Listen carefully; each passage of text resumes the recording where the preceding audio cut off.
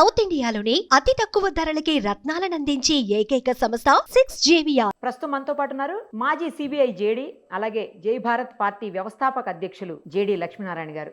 ఒక్కసారి హెచ్సియు వ్యవహారంపై ఆయన ఏం చెప్తారో విందాం. సార్ నమస్తే అండి. సార్ మనం చూస్తున్నాము గత కొద్ది రోజులుగా హెచ్సియులో చాలా ఇష్యూస్ అవుతా ఉన్నాయి. ప్రభుత్వం 400 ఎకరాల భూమి తనదే అని చెప్పేసి దాన్ని సేల్ చేయడానికి పెట్టడం, విద్యార్థులు అలాగే అక్కడ ఉన్నటువంటి స్టాఫ్ ఎవరైతే ఉన్నారో అందరూ కూడా అడ్డుకోవటం, ఇంకా కొన్ని ప్రజా సంఘాలు, విద్యార్థి సంఘాలు అందరూ కూడా అడ్డుకుంటున్నారు. అయితే లేటెస్ట్గా సుప్రీంకోర్టు నుంచి స్టే ఆర్డర్ వచ్చింది. సరే, ఇవన్నీ వ్యవహారాలు పక్కన పెడితే అసలు ప్రభుత్వ భూములు ఇలా ఎక్కడెక్కడో ఉంటాయి కదా సార్ ప్రభుత్వ భూములు అనేవి. వీటన్నిటిని అవసరం వచ్చినప్పుడు అమ్ముకోవటం, లేదు అంటే వాటిని ఎవరికైనా డెవలప్మెంట్కి ఇవ్వడం, ఇలాంటి వ్యవహారాల్లో అసలు ఏ రకంగా మనం చూడాల్సి ఉంటుంది? ఇక్కడ కాకపోతే ఇంకెక్కడా కూడా భూములు లేవా ప్రభుత్వానికి అమ్ముకోవడానికి అని కొంతమంది క్వశ్చన్ చేస్తూ ఉన్నారు.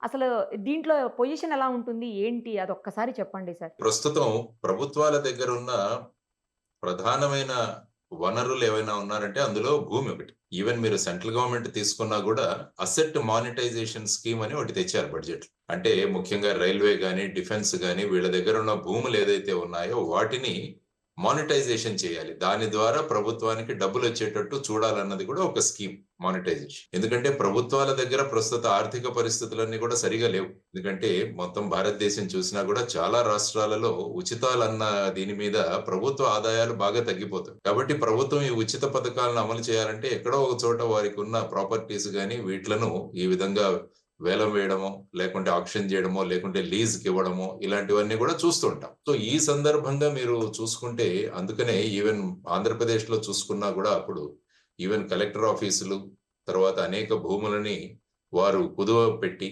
మార్టగేజ్ చేసి దాని ద్వారా కూడా అప్పులు తీసుకొచ్చారన్నది మనం చూసిన అంశం. సో ఇది కేవలం మన ఉభయ రాష్ట్రాల్లో కాకుండా మొత్తం భారతదేశంలోనూ జరుగుతున్న ఒక ప్రక్రియ. ఈ పార్శ్వభూమిలో గనుక మనం ఈ కేసు మీరు అన్నట్టు హైదరాబాద్ సెంట్రల్ యూనివర్సిటీ, అది యూనివర్సిటీ ఆఫ్ హైదరాబాద్ అంటాం.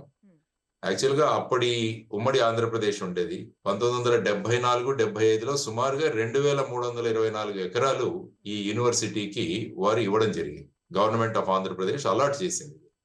కంచా గచ్చిబౌలి అంటాం ఆ ఏరియాలో ఉన్నదాన్ని. అంటే నేను చూసిన దాన్ని, విన్నదాన్ని బట్టి ఇప్పటికీ కూడా అఫీషియల్ గా ఈ భూమి అంతా కూడా యూనివర్సిటీ ఆఫ్ హైదరాబాద్ పేరు మీద లేదు. అంటే వారి మీద పట్టా గానీ, టైటిల్ గానీ లేదని కొన్ని వాదనలు వినిపిస్తున్నాయి.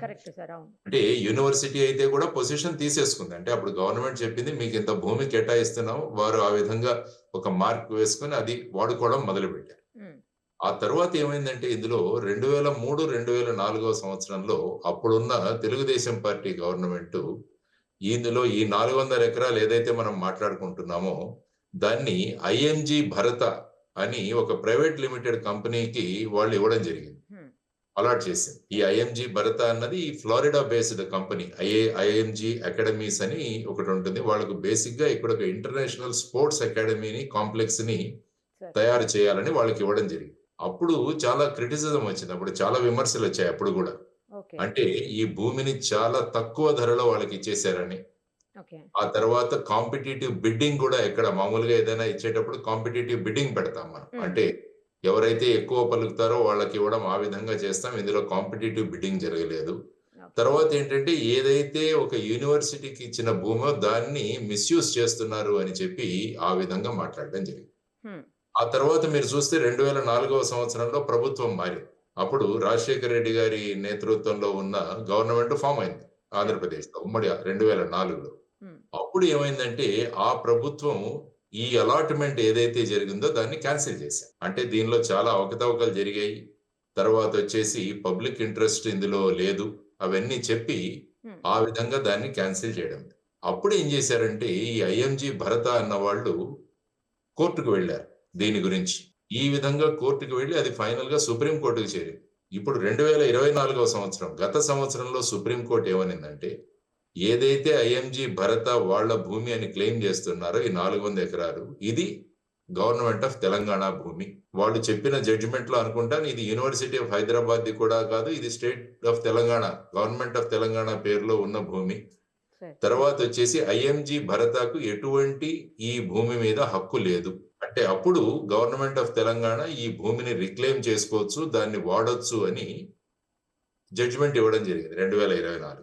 ఈ జడ్జిమెంట్ వచ్చిన తర్వాత ఏంటంటే తెలంగాణ గవర్నమెంట్ ఇప్పుడు ఇది మా భూమి కాబట్టి మేము దీన్ని ఉపయోగిస్తాము అని చెప్పి అనడం జరిగింది. ఆ తర్వాత ఏమైందంటే మధ్యలో ఒక ప్రైవేట్ కేసు కూడా జరిగింది ఇందులో. ఒక గోడావర్ధన్ రెడ్డి గారు అని చెప్పేసి ఆయన ఒక సపరేట్ క్లెయిమ్ వేశాడు ఇందులో. అంటే 400 ఎకరాల్లో ఉన్న దాంట్లో అది తనదే. అంటే ఇందులో ఉన్న కొన్ని భాగాలు తనవి, తన యాన్సిస్ట్రల్ ప్రాపర్టీ, అంటే వాళ్ళ తరాల నుంచి వస్తున్న ప్రాపర్టీ. ఇది గవర్నమెంట్ అన్నది 1970వ సంవత్సరంలో అది ఇల్లీగల్ గా పద్ధతి పాటించకుండా దాన్ని అక్వైర్ చేసుకుని దాన్ని ఐఎంజీ భరత్ గాని యూనివర్సిటీకి గాని ఇవ్వడం జరిగింది. ఈ కేసు కూడా చాలా కోర్టుల ద్వారా జరిగి చివరిగా ఏం చేసిందంటే సుప్రీంకోర్టు ఈ కేసును కూడా ఐఎంజీ భరతతో క్లబ్ చేసింది. క్లబ్ చేసి ఏమందంటే ఈ గోడావర్ధన్ రెడ్డి కేసు కూడా వారు ఏం చెప్పారంటే ఈ భూమి ఏదైతే ఉందో అది 1970వ సంవత్సరంలో ప్రభుత్వం సరి అయిన పద్ధతిలోనే అక్వైర్ చేసుకుంది పబ్లిక్ పర్పస్ కోసం. కాబట్టి ఆయనకు ఎటువంటి ఓనర్షిప్ క్లెయిమ్ కాదు. ఈ భూమి ప్రభుత్వ భూమి. ఈవెన్ దో దాన్ని పబ్లిక్ ఇన్స్టిట్యూషన్ అంటే యూనివర్సిటీ ఆఫ్ హైదరాబాద్ కి ఇచ్చినా కూడా ఈ ప్రాపర్టీ గవర్నమెంట్ పేరులోనే ఉందని చెప్పి వాళ్ళు ఇవ్వడం జరిగింది. సో ఇది యాక్చువల్ గా మీరు చూసుకుంటే ఈ పరిస్థితులలో ప్రస్తుతం అప్పుడు ఏమైందంటే సుప్రీంకోర్టు జడ్జిమెంట్ వచ్చిన తర్వాత తెలంగాణ గవర్నమెంట్ ఇప్పుడు మేము ఒక ఐటీ పార్క్ ని ఏర్పాటు చేస్తాం చేసి దానివల్ల ఏంటంటే మన తెలంగాణకు ఉపాధి దొరుకుతుంది. ఆ తర్వాత వచ్చేసి అక్కడ ఐటీ కంపెనీలు కూడా వచ్చే అవకాశం ఉంది అని చెప్పేసి వారు ఈ విధంగా తీసుకురావడం జరిగింది. సో ఆ తర్వాత మీరు చెప్పినట్టు అక్కడ ఈ ప్రొటెస్ట్లు మొదలయ్యాయి. విద్యార్థులు ముఖ్యంగా వారందరూ, తర్వాత అందులో కొంతమంది ఫ్యాకల్టీ కూడా కలిసి ఈ విధంగా చేయడం అన్నది కరెక్ట్ కాదు. ఎందుకంటే మీరు 400 ఎకరాల భూమి చూసినా కూడా అందులో సుమారుగా ఒక 700 నుంచి 800 వరకు చాలా మెడికల్ స్పెషీస్, తర్వాత ఈ చెట్లు ఇవన్నీ ఉన్నాయి, అవి చాలా అరుదైనవి. తర్వాత ఇందులో ఇవి కూడా ఉన్నాయి, ఫ్లోరా అండ్ ఫౌనా కూడా. అంటే ముఖ్యంగా అందులో నెమళ్ళు గాని, ఆ తర్వాత జింకలు గాని, ఆ తర్వాత ర్యాబిట్స్, వైల్డ్ బోర్స్, పార్క్యుపైన్స్, ఇలాంటివన్నీ కూడా చాలా ఉన్నాయి అక్కడ. ఈవెన్ తాబేళ్లు కూడా అక్కడ చాలా పెద్ద సంఖ్యలో కనిపిస్తాయని రిపోర్ట్స్ వచ్చాయి. సో ఇటువంటి పరిస్థితులలో దీన్ని ఇంత వేగంగా ఈ పర్యావరణ పరిరక్షణ అన్నది చాలా ముఖ్యం అన్నది సుప్రీంకోర్టు మార్చి 14న ఒక జడ్జిమెంట్ ఇచ్చింది. వాళ్ళు ఏం చెప్పారు, ఇది కేవలం తెలంగాణ గవర్నమెంట్ కి సంబంధించి, ఇది మొత్తం భారతదేశానికి సంబంధించి. ముఖ్యంగా ఏంటంటే పట్టణాలలో బ్రీతింగ్ స్పేసెస్ అన్నవి తగ్గిపోతుంది, ఆక్సిజన్ జనరేషన్ అన్నది తగ్గిపోతుంది. దానితో ఏమవుతుందంటే పట్టణాల్లో ముఖ్యంగా కూడా గాలి పీల్చుకోలేని పరిస్థితులు ఉన్నాయి. కాబట్టి లంగ్ స్పేసెస్ క్రియేట్ చేయాలి. పట్టణాల్లో ఉన్న ఈ విధంగా ఉన్న వెజిటేషన్ ఏదైతే ఉందో, ఈ విధంగా ఉన్న గ్రీనరీ ఏదైతే ఉందో దాన్ని ఆ విధంగా నాశనం చేయకూడదు. దీనికోసం ఒక కమిటీని కూడా ఏర్పాటు చేయాలంటే ఐ థింక్ తెలంగాణ గవర్నమెంట్ కూడా మార్చి 15న ఒక కమిటీ ఏర్పాటు చేస్తుంది.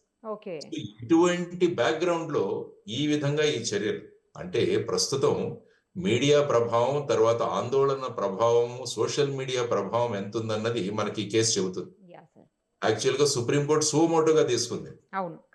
అంటే ఎవరు వెళ్ళలే సుప్రీంకోర్టు. సుప్రీంకోర్టు వాళ్ళ దగ్గర వస్తున్న ప్రకటనలు, వస్తున్న న్యూస్ రిపోర్ట్స్ ఇవన్నీ చూసి సుమోటోగా వారు తీసుకొని వారు చాలా ఘాటుగా స్పందించారు. యాక్చువల్ అంటే ఈ విధంగా 100 జేసీబీలు పెట్టి ఈ విధంగా ఈ పర్యావరణాన్ని ఈ విధంగా మీరు డిస్ట్రక్ట్ చేస్తున్నారు, మీకు ఎవరికి అధికారం ఇచ్చారు అని చాలా ఘాటుగా అన్నారు. ఈవెన్ చీఫ్ సెక్రటరీ గారి మీద కూడా ఇది నిలపకుంటే అక్కడే ఒక జైలు కట్టి అందులో పెడతామన్న మాటలు కూడా వారు అన్నారని చెప్పి పేపర్లో వచ్చి. అంటే ఒక పక్క సుప్రీంకోర్టు రూలింగ్ తెలంగాణ భూమిని, ఇంకో చోట పట్టణాల్లో గాలి పీల్చుకోవడానికి తగినంత గ్రీన్ స్పేసెస్ ఉండాలని, ఆ తర్వాత ఈ విధంగా జరుగుతుండడం. సో ఇవన్నీ కలిపి ప్రస్తుతం అక్కడ జరుగుతున్న అన్ని యాక్టివిటీస్ మీద స్టే విధించడం జరిగింది. స్టే విధించి ఐ థింక్ ఈ 16వ తారీఖు ఏప్రిల్ 16న మళ్ళా డేట్ ఇచ్చి ఈ లోపల కన్సర్న్ అందరూ కూడా వాళ్ళ అఫిడవిట్స్ వేయాలి. యూనివర్సిటీ వేయాలి, గవర్నమెంట్ వేయాలి, తర్వాత వీరందరూ కూడా ఏదైతే క్లెయిమ్ చేసుకుంటున్నారో దాన్ని వేయాలి. దాని మీద మేము నిర్ణయం తీసుకుంటాం. అప్పటి వరకు ఈ భూమి మీద ఎటువంటి చర్యలు తీసుకోకూడదని అన్నారు. ఈవెన్ హైకోర్టులో కూడా 2 పిటిషన్లు వేశారు. అవును సార్, కరెక్ట్. కానీ హైకోర్టు వారి పిటిషన్లు ఇక్కడ జరుగుతున్నాయని సుప్రీంకోర్టు చెప్పినా కూడా సుప్రీంకోర్టు ఏమందంటే మేము చూస్తున్నాం దీన్ని, కాబట్టి మ్యాటర్ మా దగ్గర ఉంది అని చాలా ఘాటుగా వ్యాఖ్యలు చేశారని పేపర్లో కూడా రిపోర్ట్స్ రావడం జరిగింది. అవును సార్. సో ఈ పరిస్థితులలో ఈ 16వ తారీఖున ఎటువంటి నిర్ణయం తీసుకోబోతున్నారనే దాని మీద సర్వత్రా ఉత్కంఠ ఉంది. మీరన్నట్టు వేరే చోట ఇవ్వచ్చు కదా దీనికి. సార్. అంటే ఈ విధంగా పర్యావరణము ఈ విధమైన డిస్ట్రక్షన్ అవుతోంది కాబట్టి జనరల్ గా ఏంటంటే ఇటువంటి పర్యావరణంలో డిస్టర్బెన్స్ కలిగినట్టు ఈఐఏ రిపోర్ట్ అంటారు, ఎన్వైరన్మెంటల్ ఇంపాక్ట్ అనాలిసిస్ అని ఒకటి చేయాలి. ఓకే.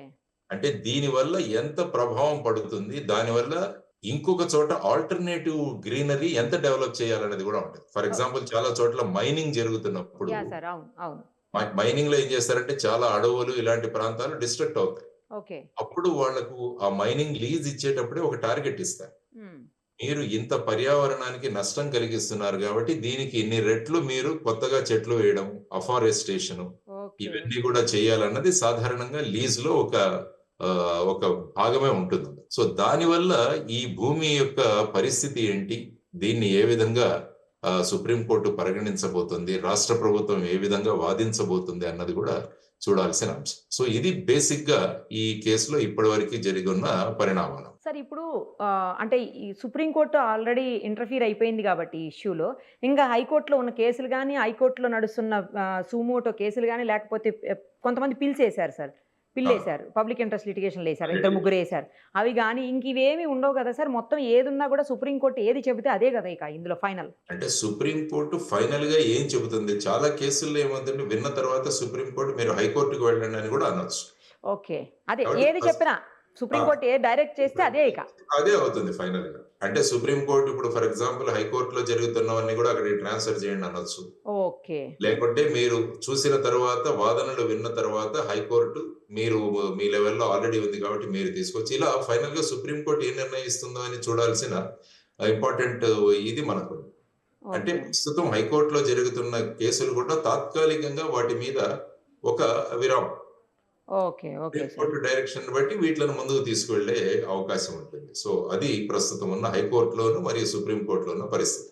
ఈ రోజు కూడా అక్కడికి మేము వెళ్ళాం సార్. యాక్చువల్లీ అక్కడ మేము వెళ్ళిన టైంలోనే ఒక జింకని అంటే బయటకు వచ్చింది, జింక బయటకు వచ్చిందట, వచ్చిందాన్ని డాగ్స్ అటాక్ చేసాయి సార్, డియర్ మీద డాగ్స్ అటాక్ చేసేసరికి ఇంజురీ అయింది. ఆ జింకని తీసుకొని హాస్పిటల్కి తీసుకొని వెళ్ళారు. ఆ విజువల్స్ కూడా బయటకు వచ్చాయి. ఇప్పుడు ఎలా ఉంటుందంటే ఈ పర్యావరణము అన్నది, ఎందుకంటే ఇప్పుడు చాలా చోట్ల చూసినా కూడా మీకు చిరుత పులులు ఇవన్నీ కూడా పట్టణాలకు వస్తున్నాయి. అవును సార్, కరెక్ట్. ఎందుకంటే అవి ఉన్న ఏరియాల్లో మనం వెళ్ళి అక్కడ దూరుతున్నాం కాబట్టి వాటికి గత్యంతరం లేక పట్టణాల మీద వస్తాయి. పెద్ద పెద్ద నగరాల్లోనే మీరు చూస్తుండొచ్చు ఈ విషయాలన్నీ కూడా.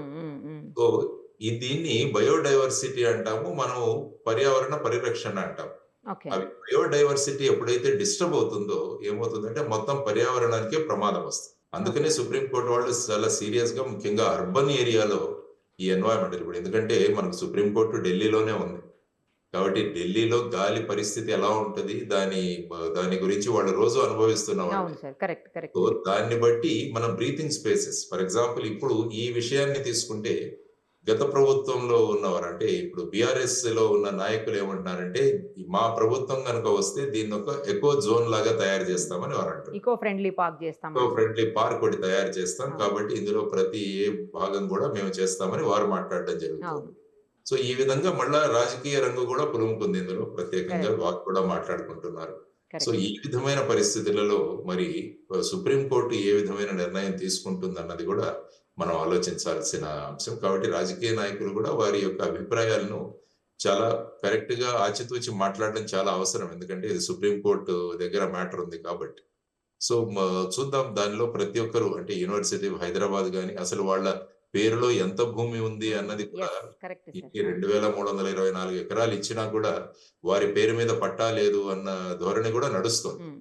సో వీటన్నిటికీ ఒక ఫుల్ స్టాప్ పడి ఫైనల్ గా ఒక నిర్ణయం వచ్చే అవకాశం ఉంటుంది అన్నది. అంటే మనకు ఒక సైడ్ పర్యావరణము కావాలి, ఇంకొక సైడ్ డెవలప్మెంట్ కూడా కావాలి. ఈ రెండు కూడా చాలా ముఖ్యమైన అంశాలు. అంటే హైదరాబాద్ అన్నది ఎప్పుడు కూడా మనం ఐటీకి ఒక పెద్ద డెస్టినేషన్ గా చూస్తాం. హైదరాబాద్ కి బెంగళూరుకి కూడా ఎప్పుడు కూడా ఒక కాంపిటీషన్ నడుస్తూ ఉంటుంది. కరెక్ట్. సో ప్రతి ప్రభుత్వాలు కూడా అక్కడ ఉన్న మెయిన్ యూఎస్పి ఏదైతే ఉందో దాన్ని ముందుకు తీసుకెళ్ళడానికి ప్రయత్నిస్తుంటారు. So Hyderabad unique selling proposition is IT sector కూడా. సో ఈ ఐటీ సెక్టర్ ని ముందుకు ఎలా తీసుకోవాలి, తర్వాత ప్రభుత్వం మీద ఎంప్లాయ్మెంట్ క్రియేట్ చేయడం కూడా ఒక బాధ్యత. సో ఈ ఐటీ కారిడార్స్ ఇలాంటివి వస్తే ఎంప్లాయ్మెంట్ క్రియేట్ అవుతుందని వారు కూడా మాట్లాడుతున్నారు. సరే. తర్వాత ఈ మధ్యలో ఐ థింక్ ఒక కమిటీ కూడా ఏర్పాటు చేయడం జరిగింది. కమిటీ వేశారు సార్. మంత్రి గారు 3 మంత్రులతో ఒక కమిటీ ఏర్పాటు చేసి ఇందులో స్టేక్ హోల్డర్స్ అందరితో కూడా మేము మాట్లాడతాం.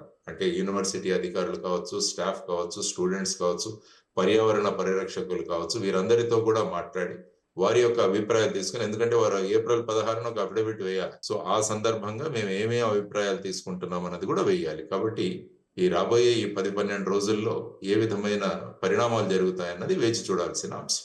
సార్, ఇంకొక విషయం ఏంటంటే ఇప్పుడు అక్కడ చాలా వన్యప్రాణులు ఉన్నాయి అని అంటున్నారు సార్. వాటితో పాటు ఈ మధ్యలో మనం చాలా చోట్ల చూసాము, పెద్ద పెద్ద వృక్షాలని, చెట్లని కూడా అక్కడి నుంచి వేరే ప్లేస్కి షిఫ్ట్ చేసి మళ్ళీ అక్కడ పెడుతున్నారు సార్. అవును. అక్కడ కూడా అవి బ్రతికే ఉంటున్నాయి. మన అటవీ శాఖ చాలా సార్లు సందర్భాల్లో అలా చేసినటువంటి పరిస్థితి ఉంది. So Yes. ఇక్కడ ఏమన్నా అలా తీసుకుని వెళ్ళి వన్యప్రాణులను కూడా వాటికి వేరే సంరక్షణ ఏమన్నా, అంటే ఇంకా చాలా ఉంది కదా సార్, యూనివర్సిటీలో చాలా ఉంది పార్ట్, అక్కడికి ఏమన్నా తీసుకు షిఫ్ట్ చేయటమా, లేకపోతే ఈ పెద్ద పెద్ద ట్రీస్ని కూడా అట్లా వేరే దగ్గరికి మార్చడం, అలాంటిది ఏమన్నా చేయొచ్చు కదా అని కొంతమంది మాట్లాడుతున్నారు సార్. దాన్ని అలా చేసే అవకాశం ఉంటుందా? ఒకవేళ చేస్తే ఎంతవరకు యూజ్ఫుల్ ఉంటాయి సార్ ఇవన్నీ కూడాను? అంటే ఈ విషయంగా కేంద్ర పర్యావరణ మంత్రి భూపేంద్ర సింగ్ యాదవ్ గారు కూడా మాట్లాడడం జరిగింది. ఓకే. ఇక్కడ సంబంధిత అటవీ శాఖ అధికారులను కూడా ఆ ప్రాంతానికి పంపి వాళ్ళ అనాలిసిస్ కూడా తీసుకుంటామని చెప్పేసి. సార్, ఒక్క విషయం క్లారిటీ ఇవ్వండి. ఇందులో ఇది అటవీ శాఖ భూమి అయితే కాదు కదా సార్? పక్కాగా ప్రభుత్వ భూమి అని చెప్పేసి సుప్రీంకోర్టు స్పష్టంగా 2024వ సంవత్సరం జడ్జిమెంట్ ఇచ్చింది. Yes. అంటే రాష్ట్ర ప్రభుత్వం కూడా ఏమంటుందంటే ఇది అటవీ భూమి కాదు, యా. అది ఫారెస్ట్ ల్యాండ్ కాదు అన్నది వాళ్ళ వాదన. సో ఆ విధంగా చూసుకుంటూ పోతుంటే ఇప్పుడు అటవీ శాఖ వారు కూడా అక్కడికి వెళ్ళి, ముఖ్యంగా మీరు అన్నట్టు ఈ రిహాబిలిటేషన్ ఎలా చేయొచ్చు అన్నది కూడా ఒక అంశం. మీరు అన్నట్టు చెట్లు మొత్తంగా దాన్ని తీసుకువెళ్ళి వేరే చోట ట్రాన్స్పోర్ట్ చేసి దాన్ని అక్కడ డెవలప్ చేస్తున్నారు. అవును సార్. సో ఈ విధమైన పరిస్థితులలో ముఖ్యంగా పట్టణాల్లో ఇంత పెద్ద ల్యాండ్ అన్నది కూడా ఒక పెద్ద ల్యాండ్ బ్యాంక్. సో అందరిది దీని మీద కన్ను ఉంటుంది. Correct sir, correct. ఇది చాలా పొటెన్షియల్, ఎందుకంటే ఒక్కొక్క ఎకరం 100 కోట్లకు పోయిన ప్రాంతం తెలంగాణ. కాబట్టి ఇక్కడ ఉన్న ఈ 400 ఎకరాలని వాళ్ళు ఏ విధంగా ఉపయోగించబోతున్నారు అన్నది కూడా ఒక ప్రధానమైన అంశం. సో వీటన్నిటికీ 16వ తారీఖున ఏ విధంగా సుప్రీంకోర్టు అన్ని విషయాలు పరిగణలోకి తీసుకొని ఒక నిర్ణయం ఇస్తారన్నది వేచి చూడాల్సిన అంశం అండి. పర్యావరణము పరిరక్షణ అవ్వాలి, డెవలప్మెంట్ అవ్వాలి, తర్వాత విద్యార్థులకి వారికి తగినంతగా ఉద్యోగాలు దొరకాలి, బయోడైవర్సిటీ కూడా మెయింటైన్ చేయాలి. ఇవన్నీ కూడా సుప్రీంకోర్టు ముందు ఉన్న 4 వివిధ అంశాలు. వీటన్నిటిలో సమతుల్యాన్ని తీసుకొస్తూ ఏ విధమైన నిర్ణయం తీసుకొస్తారన్నది మనం చూడాల్సిన అంశం. Yes sir. సార్, ఒక విషయం చెప్పండి. ఇప్పుడు ప్రతి చోట కూడా, అంటే మీరు ఇందాకే ఫస్ట్ స్టార్టింగ్లోనే మీరు కోట్ చేశారు ఆ విషయాన్ని, ప్రతి చోట కూడా, అంటే ప్రతి స్టేట్లో కూడా లేదా ప్రతి గవర్నమెంట్ కూడా వాళ్ళ యాక్టివిటీస్ కోసం లేదంటే ఈ సంక్షేమ పథకాల కోసం కంపల్సరీ ఈ గవర్నమెంట్ ల్యాండ్స్ అన్నింటినీ అమ్మడం అనేది కామన్గా రెగ్యులర్గా జరుగుతూనే ఉంటుంది కదా సార్? అవునండి, జరుగుతుంటుంది. ఎందుకంటే ఇప్పుడు చాలా చోట్ల ఏమంటున్నారంటే జిల్లాల ప్రాంతాల్లో అప్పటి కాలంలో బ్రిటిష్ కాలంలో కలెక్టర్లు, ఎస్పీల బంగ్లాలు చాలా పెద్ద పెద్ద ఏరియాలు 10 ఎకరాలు ఆ విధంగా ఉన్న సందర్భాలు కూడా ఉన్నాయి. ఓకే. కానీ ఇప్పుడు మారుతున్న పరిస్థితుల్లో అంత భూమి ఎందుకు అవసరం లేదు కదా, వారికి వేరే బంగ్లానో ఏదో అలొకేట్ చేసి దీన్ని మళ్ళా కమర్షియల్ గా ఉపయోగించవచ్చు కదా. ఇది కూడా, ఎందుకంటే ప్రతి చోట భూమి విలువ పెరిగిపోయింది. అవును, కరెక్ట్ సార్. సో భూమి విలువను ఆ విధంగా మనం ఉపయోగించుకోవచ్చు అన్నది. తర్వాత ఏంటంటే చాలా చోట్ల జైళ్ళు అన్నవి కూడా చాలా సెంట్రల్ లో ఉన్నాయి. ఓకే. ప్రిజన్స్ కూడా. కాబట్టి ఈ ప్రిజన్స్ ను కూడా షిఫ్ట్ చేయాలని, అప్పుడు మీరు చూసుకుంటే గాంధీ హాస్పిటల్ ప్రస్తుతం ఎక్కడైతే ఉందో హైదరాబాద్ లో, అక్కడ జైలు ఉండేది ఇంతకుముందు. ఓకే. సో ఆ జైలు ప్రాంతాన్ని తీసేసి దాన్ని చర్లపల్లికి పంపించేసి అప్పుడు ఇక్కడ గాంధీ హాస్పిటల్లో తీసుకురావడం జరిగింది. ఇది యాక్చువల్ గా అమెరికాలో ఉన్న ఒక భూమి మీద ఉన్న కాన్సెప్ట్. ఓకే. వాళ్ళు ఏమంటారంటే ఇటువంటి భూములు ఏదైతే ఊరికి బయట దేనికి ఉపయోగపడని భూముల్ని ఈ విధంగా జైళ్లు ఇలాంటి వాటిని నిర్మించడానికి ఉపయోగించాలి అంటారు. దాన్ని ఆ కాన్సెప్ట్ మన అయితే ఎలాగైతే లూలు మాల్ అంటున్నామో అది కూడా ఒక LULU concept. Local land useless land use. LULU అంటే local useless land use. Land use. ఆ కాన్సెప్ట్ లో ఈ జైళ్లను కూడా అక్కడ కూడా అమెరికా వాళ్ళు ఎక్కడో బయటకు షిఫ్ట్ చేస్తారు. సో అక్కడి నుంచి ఏంటంటే ప్రిజనర్స్ ని బేసిక్ గా కోర్టుకు తీసుకురాకుండా వీడియో కాన్ఫరెన్సింగ్ ద్వారా వాళ్ళ కోర్టులు నడుస్తాయి. Okay sir. ఓకే. ఇప్పుడు మీరు చూసుకుంటే పూణేలో ఏర్వాడా జైలు ఎక్కడైతే మహాత్మా గాంధీ గారిని కూడా ఆ! ఇప్పుడు ఆ! అది కూడా ఇప్పుడు సిటీ సెంటర్ లో ఉంది. అంటే ఇంతకు ముందు అవి బయట ఉండేవి కానీ ఇప్పుడు సిటీలు పెరిగాయి. సార్ అవును. అవును. కాబట్టి అవి మధ్య భాగంలో వచ్చేసాయి. ముంబైలో తీసుకున్న ఆర్థర్ రోడ్ జైలు గాని ఇవన్నీ కూడా సెంటర్ లో ఉన్నాయి. ఓకే. వీటన్నిటిని కూడా బయటికి షిఫ్ట్ చేయాలన్న ఒక అంశం జరుగుతూనే ఉంది. హ్మ్. సో ఈ విధంగా నగరాభివృద్ధి జరుగుతూ పట్టణీకరణ జరుగుతున్నప్పుడు ఇవన్నీ కూడా పరిగణలోకి వస్తాయి. ఎందుకంటే ఇప్పుడు మొత్తం అర్బనైజేషన్ జరుగుతుంది. ఇప్పుడు ఎక్కడ అవును. చూసినా కూడా పట్టణాలు పెరుగుతున్నాయి, గ్రామాల నుంచి వలసలు పెరుగుతున్నాయి. కాబట్టి పట్టణం యొక్క పరిధులు కూడా పెరుగుతుంది. Correct sir. సో అటువంటి పరిస్థితిలో ల్యాండ్ అన్నది ఫిక్స్డ్. సో ఈ ల్యాండ్ ని మనం ఎలా పెంచాలి అంటే ఇప్పుడు ఉన్న వాటి యొక్క యూజ్ ను మార్చాలి. యూజ్ ఆఫ్ ల్యాండ్ ని మారిస్తే అప్పుడు మీకు కొంత భూమి అవైలబుల్ అవుతుంది. సో ఈ విధమైన పరిస్థితులలో ఇప్పుడు మనం అనుకుంటున్నట్టు సెంట్రల్ యూనివర్సిటీ కానీ యూనివర్సిటీ ఆఫ్ హైదరాబాద్ ల్యాండ్ యొక్క జరుగుతుంది. ఇదేంటంటే పర్యావరణం గురించి మొత్తం భారతదేశంలో కూడా ఒక రకమైన చర్చ మొదలైంది. యాహ్! తర్వాత యువతరంలో కూడా ఈ విధంగా పర్యావరణం పట్ల వాళ్ళకున్న ఈ విధమైన అభిప్రాయాలు కూడా చాలా చోట్ల అంటున్నారు. ఎందుకంటే విద్యార్థులు బయటికి రావడం వల్ల ఈ కరెక్ట్. విధంగా ఒక ఉద్యమం అన్నది మొదలైందన్నది కూడా ఒక కాన్సెప్ట్. అవును కాబట్టి సార్. వీటన్నిటిని సమతుల్యంలో నేను అన్నట్టు అభివృద్ధి, తర్వాత వచ్చేసి పర్యావరణ పరిరక్షణ, బయోడైవర్సిటీ, తర్వాత at the same time employment generation ఇవన్నీ కూడా దృష్టిలో ఉంచుకొని ఏ విధంగా ఇది అడ్మినిస్ట్రేషన్ కూడా ఒక పెద్ద ఛాలెంజ్.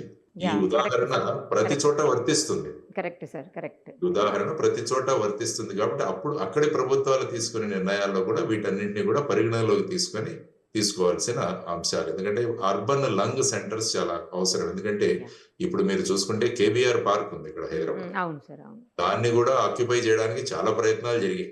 ఓకే. అక్కడ కూడా ఎన్వైరన్మెంటలిస్టులు వీళ్ళందరూ కూడా ప్రతిఘటన చేశారు. ఆ తర్వాత అది ఉంది. యాక్చువల్‌గా ఆ ఏరియాకి మీకు ఆక్సిజన్ అందుతుందంటే అదొక పెద్ద ఇంపార్టెంట్ విషయం. హ్మ్. ఇప్పుడు తెలంగాణలో మిగతా ప్రాంతాల్లో గాలిలో తేమ చాలా తగ్గిపోతుంది. ఇప్పుడు అవును సార్. తెలంగాణలో తీసుకుంటే ఐ థింక్ 36%, 26% మాత్రమే ఉంది.